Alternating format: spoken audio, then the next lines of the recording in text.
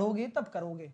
एक बोतल में ए द्रव की 20 लीटर की मात्रा है, इसमें से ए की 4 लीटर मात्रा बाहर निकाल दी जाती है और क्या किया जाता है, द्रव बी को उतनी ही मात्रा में डाल दिया जाता है।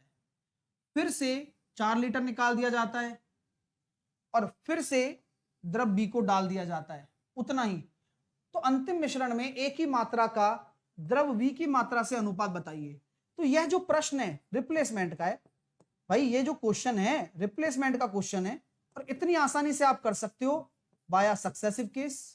कैसे सर, 20 स्टार्टिंग में था और 4 निकाला जा रहा है, तो 20 में से 4 निकाला जा रहा है, यानी कि एक हिस्सा निकाला जा रहा है 5 में से। तो 5 में से अगर आप एक हिस्सा निकाल दोगे तो बचा हुआ हिस्सा 4 होगा।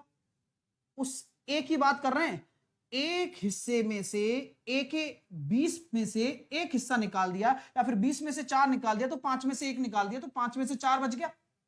अब इस बचे हुए में से फिर से आपने वही काम किया। अब ये काम केवल ए में चल रहा है, ए में।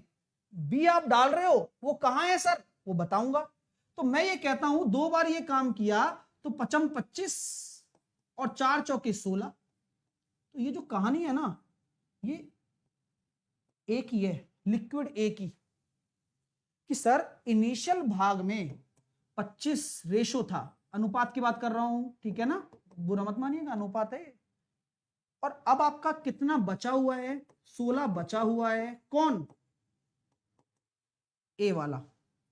तो ये जो 9 हिस्सा है, जो इसका अंतर है 9 हिस्सा, ये क्या है, ये बी है, बी, क्योंकि वही तो आप डाल रहे हो रिप्लेसमेंट कर करके। हो गया काम।